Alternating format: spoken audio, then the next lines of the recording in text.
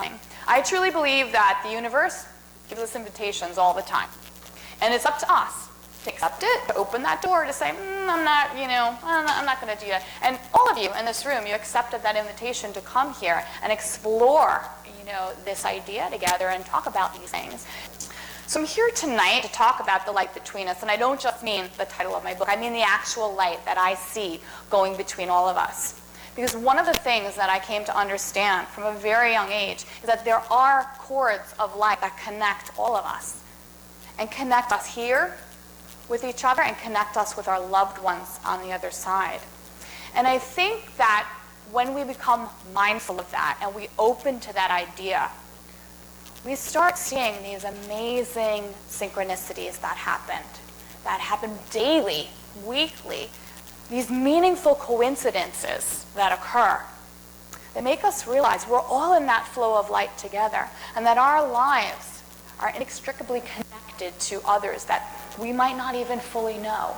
I think we can't possibly know when we're in the here and now how important our lives are.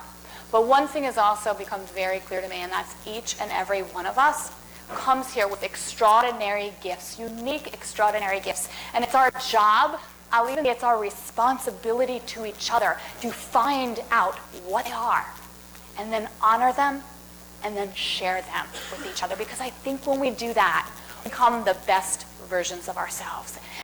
And I remember knowing that I could talk to her, but I was still very scared about confessing this because I felt so dark. And I found her in the kitchen one day, shortly after my grandfather crossed, and I said, Mom, I have to talk to you about something. I think I'm psychic.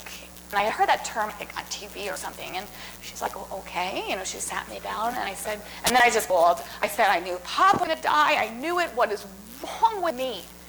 Am I cursed? Am I dark? Am I haunted? What did I do? Why do I have this? She looked at me and she said, Laura, no part of you is cursed or dark or haunted. It's just an ability you have. It's an extra way of understanding things, and that's a gift. And then she confessed that it had run in her family for generations. She told me that my aunt, her sister, when she was, I think, 9 years old, the phone rang in their kitchen, and my aunt blurted out, it's Germany calling to say that my uncle also died. And she got slapped across the face by a grandmother. And then my grandmother picked up the phone, and it was relatives in Germany saying that uncle had died. And my mother said, we didn't really talk about it. It was just accepted. You would know these things. So then I felt less alone. I kind of felt I was part of a club I wasn't really sure I wanted to be in. I wasn't really sure what I was meant to do with this. What good was that, knowing when somebody you love is going to die? And I came up with a system. Because that's another thing, too. We are always collaborating with the universe, with our guides, with God, with our loved ones on the other side. So we have a say in that. And so I created this kind of blackboard, if you will, to get my information on. When I read psychically, and I read mediumistically. So when I read psychically, what that means is I'm reading someone's energy. I bet most of you can even think about this. When you meet someone, you see them in the 3D, right?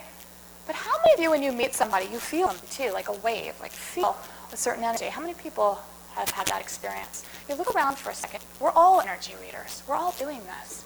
But when I read psychically, I get the left-hand side of my screen is where I get my information, and I see people's auras and colors. I see timelines for people.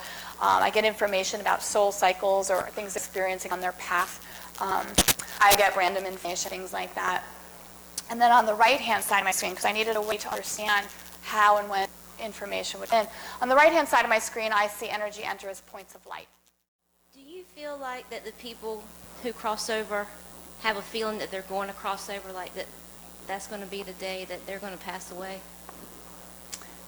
I love this question. I think that we all know when our last doorway is. We know it inherently. We're just not allowed to remember. And I think it'd be a distraction, honestly. Like, I get why we don't remember. But I also have come to understand that all of us, pretty much, all of us have more than one, what I call doorway to death. More than one point in our life where we might exit.